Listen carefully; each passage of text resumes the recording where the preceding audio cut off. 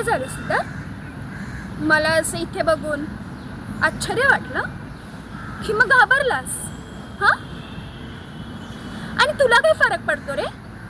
तसंही तुला मी एक मूर्ख आणि बावळटच वाटते ना मग?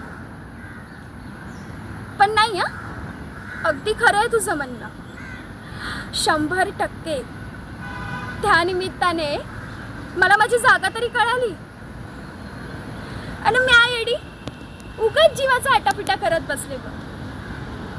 मला वाटायचं म्या नाही केलं तुझ्यासाठी तर कसं होईल र? माझ्याशिवाय तुझं कोण बी नाही असंच मला वाटायचं. पण तो माझा भ्रम होता बघ. नंतर तू शहरात गेलास, तिथे तुला माझ्यापेक्षाही प्रेम करणारी माणसं भेटली आणि तू मला विसरलास, हो ना? पण म्या नाही विसरले तुला कधीच. तू नेहमी माझ्या आठवणीत होतास. तुला कोण काय बोललं तर मला राग यायचा, कारण तेवढं प्रेम होतं ना माझं तुझ्यावर. पण काय करू, तुला ते कधीच दिसलं नाही आणि नाही ते कळलं. पण आता मला समजलंय की कोणालाही त्याच्या परवानगीशिवाय मदत करायचीच नाही. जो ज्यात अडकलाय ना त्याला तिथेच राहू द्यायचं. चुकलं माझं, मला माफ कर. चूक पदरात घे रे माझी.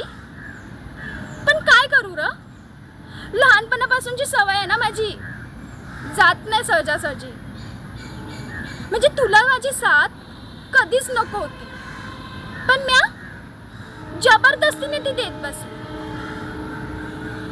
तसं बी मला बाप नाही, भाऊ बी नाही, मला समजून घेणारं, सांभाळणारं, प्रेम करणारं असं कोण बी नाही. म्हणूनच मला वाटलं तुझ्यासाठी काय केलं तर तेवढं तरी पुण्य माझ्या पदरात पडेल. पण ते माझ्या नशिबी नाही आहे वाटतं. पण तुझं चांगलं चाललंय हा, दिसतंय ना मला रे. निकितासोबत किती खुश आहेस तू. असाच खुश राहा. तुझ्या आनंदातच मी माझा आनंद मानेन आणि तुझ्या आयुष्यात अडथळा बनून कधीच नाही येणार बघ.